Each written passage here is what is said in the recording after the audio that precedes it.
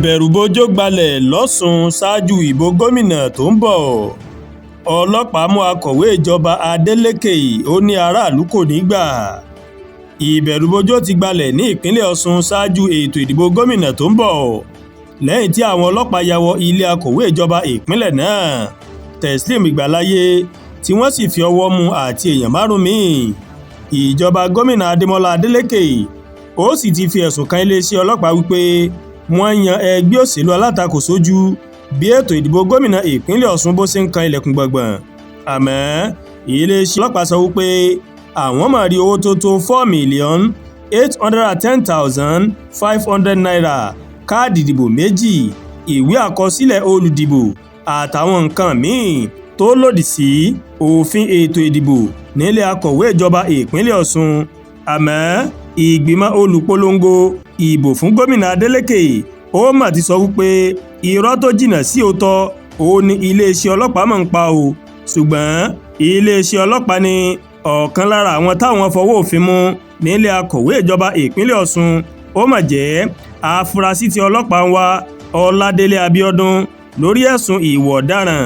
Agbẹnusọ iléeṣẹ́ ọlọ́pàá Abíọ́dún Ọ̀jẹ́lábí, ó mà sọ nínú àtẹ̀jáde kan tó mọ̀ síta pé àwọn nǹkan míì táwọn mọ̀ tún rí nílé akọ̀wé ìjọba ìpínlẹ̀ Ọ̀ṣun, ó ní ẹ̀rọ kọ̀ǹpútà 2, ẹ̀rọ tí wọ́n máa fi ń ṣe ẹ̀dà ìwé kan àti ẹ̀rọ tí wọ́n fi ń tẹ ìwé kan nílé akọ̀wé ìjọba ìpínlẹ̀ Ọ̀ṣun.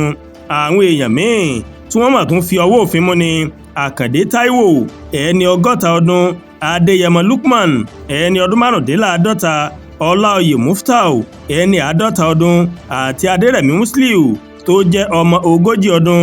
Ọ̀jẹ́lábí wá sọ wípé iléeṣẹ́ ọlọ́pàá ó ṣiṣẹ́ ìwádìí lórí ọ̀rọ̀ kan tí wọ́n gbọ́, ó ní wọ́n fi ṣe àwárí àwọn èèyàn yìí ní ilé akọ̀wé ìjọba ìpínlẹ̀ Ọ̀ṣun.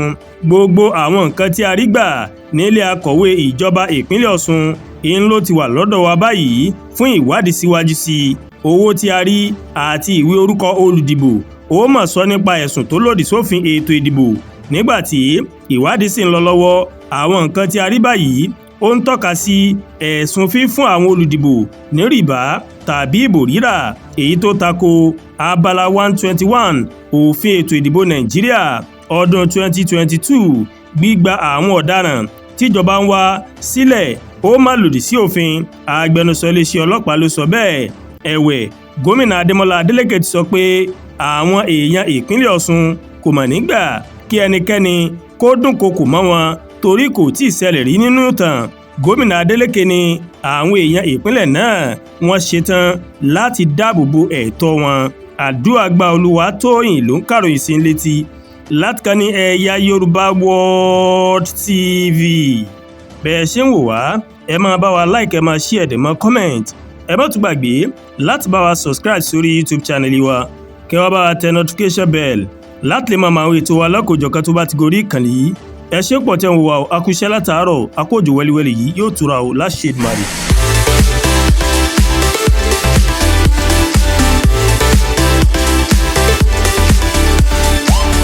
eyayorubaworldtv, ìkànnì tó sojú ọmọ kóòtù òjìrè.